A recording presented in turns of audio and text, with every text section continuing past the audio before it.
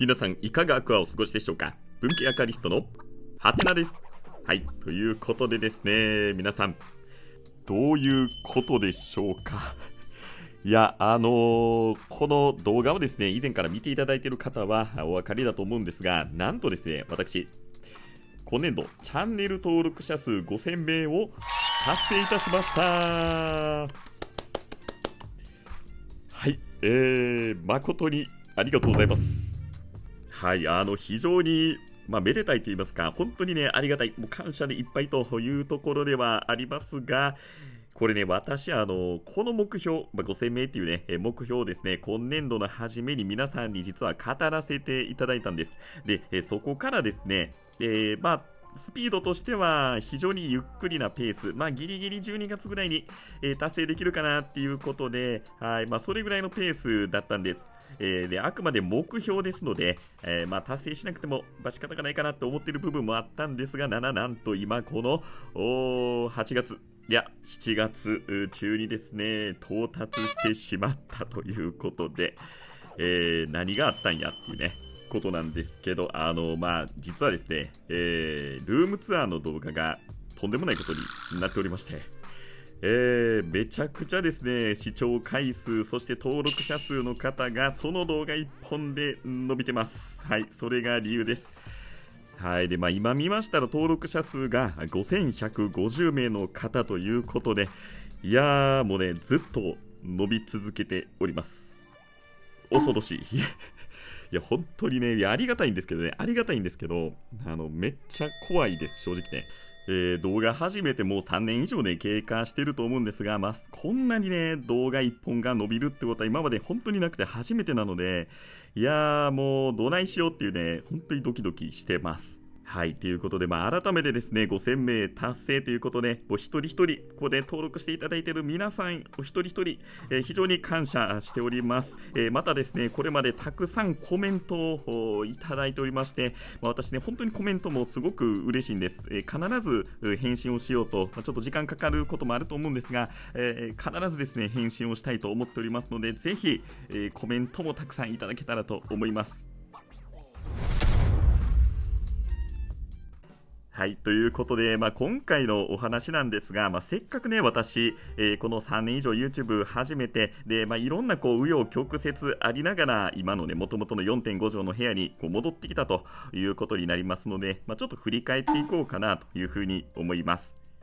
で、私、もともとはですね、自分の趣味の部屋っていうのは持っておりませんで、初めの頃はキッチンカウンターとかリビングでですね、アクアリウムをやっておりました。で、始めたきっかけも自分の趣味というよりは子供のため、はい、子供がね、魚とかすごく好きだったので、自宅でアクアリウムをしてみたいっていうのを、はい、見せてあげたいっていう思いでやり始めました。で、最初はですね、本当に60センチの、なんていうんですか、スリムタイプ、いわゆるこのセット販売されているようなものっていうのを使い始めて、で、レイアウトもね、もうレイアウトと呼べるようなものじゃなかったんですよね。もう本当に置いただけっていうね、素材を適当に置いただけっていうような、そういうレイアウトから始まって、で、自分が趣味、そのアクアリウムの趣味の世界っていうのにどっぷりハマっていった、沼に使っていったっていう、そういう、流れになります。で、そこからですね、私の、自宅の2階の部屋ですね、これが 4.5 畳の部屋になるんですが、そこでアクアリウムを楽しむということで、どんどん水槽が増えていきました。いや、本当にね、この辺で立ち上げた水槽っていうのは思い入れが強いというか、なんて言うんでしょうね、自分でも本当に好きな水系がたくさんあったんですよね。それぐらいおそらく自分でもこのレイアウトっていうのに対して向き合うというか、なんていうんですかね、向き合うって言ったらちょっと大層になるんですけど、本当に真剣にね、はい、最大限このレイアウトを楽しむっていうことで、凝った形、レイアウトであったりだとか、この水草の種類もね、いろいろ試したりだとかですね、いや、本当にね、そういう意味では、失敗もたくさんあったんですが、自分なりには非常に思い入れに、深いと言いますか、残っているようなね、そういう水系ばっかりでした。はい。で、これ見ていただくとですね、45センチ水槽、これ ADA のものですよね。最初はですね、本当にそういうセット販売のものっていうのを使ってたんですが、もうそこからすぐに、やっぱり ADA さんの水槽、もうこれのね、もう美しさに惹かれ、はい、でもどんどんもう ADA で全て揃えてやろうとね、最初は思ってたんですけど、いや結構ね、クリアガラス水槽の世界って割と深くて、それ以外のメーカーさんでもね、非常に美しい水槽をたくさん出してるメーカーあるんですよね。やっぱり ADA さんが一番ね、このシリコン処理とかも美しいかなっていうふうに思うんですが、やっぱりお値段ね、結構しますので、はい、そういう意味では、それ以外の水槽っていうのも結構私なりには揃えたり、はい、購入したりしていました。はい。で、レイアウト自体も水中のものばっかりじゃなくてですね、この水上部分、いわゆるアクアテラリウム水槽なんかも立ち上げ出したりとか、このね、水上用の美しさっていうものも、非常にハマった時期がね、長かったですね。はい。で、この水上からね、こう伸びてくる根っこですよね。もう私本当に無類の根っこ好きで、やっぱりこの水上部分のこの植物から力強く生えてくる根っこをこうね、見ることができる。いや、これがね、アクアテラリウムのもう一つの魅力と言っても過言ではないと思います。はい。いろんなね、本当にレイアウトに挑戦しました。で、そんな中で、やっぱり滝のあるレイアウトであったりとか、こう石組みですよね。はい。で、今見ていただいているやつなんかは、スタイロフォームを土台にして、そこにね、気鉱石、違いますね、木化石ですね。木化石を貼り付けて、こう、どんどん上に積んでいった。そして、滝のあるようなレイアウトを組んでいったりだとか、本当にね、いろんなこう、ジャンルっていうのを楽しんでいました。はい。皆さんもそうだと思うんですが、やっぱりね、こう立ち上げて、やっぱ数をね、こなさないといけないですし、いけないというか、いろんなね、こう動画、皆さんも見られると思うんですけど、参考になる動画ね、私もトールマンさんとか、いろんな YouTuber されてる方の動画とか、もう当然、ADA さんとかね、はい、いろんなこう動画見て、いや、自分にこう活かせないかなと思ってこう悩んで、いろいろこう工夫をして考えてっていうね、その時期本当に楽しいですよね。で、その楽しさと同時に水槽がどんどん増えていくと。いや、もうこれが沼ですよね。いや、本当にアクアリウムの世界って沼が深くて、いやもうね、物理的な場所の制約、制限っていうのはあるんですけど、本当にね、どんどん増えてしまいますよね。いや、なんなんでしょうね、この本当に水槽が、いや、みるみるうちにね、もう気づかんうちに増えていくんですよね。で、そんな中、私、もう大きな決断を下しました。それが、自分の趣味の部屋を借りるということでした。いや、これ本当にね、いろいろ正直ありました。いやーもう過去の動画、このね、テナント物件っていうことで、20畳弱ぐらいある部屋、これをですね、私、借りたんですよ。で、いろんな動画見ていただいた方、本当にね、ご存知の通りなんですが、トラブルもたくさんありました。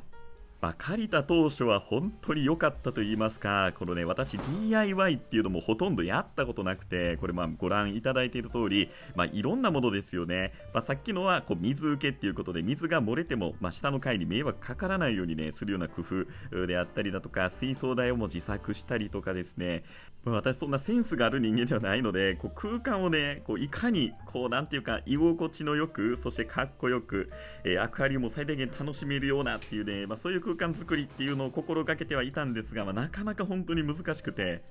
それもね、本当にこの YouTube やっててよかったなと思ったのが、皆さんにね、こうコメントで聞けるんですよね。で、本当に私のね、このチャンネル見ていただいている方、いや、優しいというか、なんでしょう、やっぱアクアリウムやってる方って皆さんいい方なんですよね、きっとね。なんか犬好きに悪い人はいないみたいなね、そんな感じで、アクアリウム好きの人に悪い人いないってで、そんな感じでですね、いや、本当に私が困った時にこれ、助けてくださいみたいな、で、もう正直私言うんですけど、これどうしたらいいですかってね、その時に本当にね、たくさんコメントをいただけるんですよ。いや、もう本当にそれがね、ありがたかったです。で、もう他にもね、本当にこう、励ましのコメントとか、もう全然手伝いに行きますよとか、いや、そういう方もいらっしゃってね、いや、私この部屋、2階にありまして、もうね、螺旋階段なんですよね。こう螺旋階段を90センチ水槽を担いだりとかですね、こう木材で、もう3メートル近くある木材をこう運んだりとか、いや、正直ね、めっちゃ大変やったんですよ。それをですね、こう皆さん、いや、行きますよと。もう全然。いやもう言っていただけるんですよね。もうそんな恐れ多いんで、もう私そんな、全然、やっていただいたことをね、もう実際なくても全部一人でやったんですけど、もう本当にね、もう心強くて、いや、なんかあったらほんまにね、私ね、もうメール送ろうと思ってましたからすいません、助けてくださいってね、助けてくれるって言ってたんで助けてくださいってね、はい、言おうと思ってたんですけど、幸いなんとか一人で、来れましたので、はい、でそんな中で、アクアリウムだけじゃなくて、はい、ご覧の通りですね、植物、はい、特にビザールプランツと呼ばれる、例えばアガベとかですね、そういったものもめちゃくちゃ増えてきました。いやもうね、正直20畳じゃ足りないぐらいの植物、そして水槽の数となってきてしまいまして、いろいろですね、これまた過去の動画ぜひ見ていただけたらいいと思うんですが、ちょっと不動産屋とのトラブルもありまして、私、元の 4.5 畳に再度変えるという決断をしました。いや、これもね、本当に大きな決断で、もう私のね、妻にもう畳むわっていうね、もうテナント物件もうやめるわっていう話した時に、いや、妻はですね、もったいないっていうね、言葉をかけてくれまして、いや、なんかね、本当に報われたなっていうね、気はしました。ただ、元の 4.5 畳の部屋にですね、これまで培った DIY スキル、1年半かけて、組んできたものを、壊すっていうね、それはあったんですけど、その DIY スキルを生かして、この 4.5 畳の部屋でも、ほとんど実はね、水槽数変わってません。いや、これちょっと自分でもね、いや自分で褒めてあげたいっていうね、いや、ちょっと古いか。ちょっと古すぎるんですけど、いやもうね、いろいろ工夫をしまして、なんとかこの 4.5 畳の部屋でもほとんど捨てるものなく、はい、木材ぐらいでした。はい、ということで、現在に至ると、そんな感じでございます。いやいろいろあるな。すごいな、本当に人生いろいろありますよね。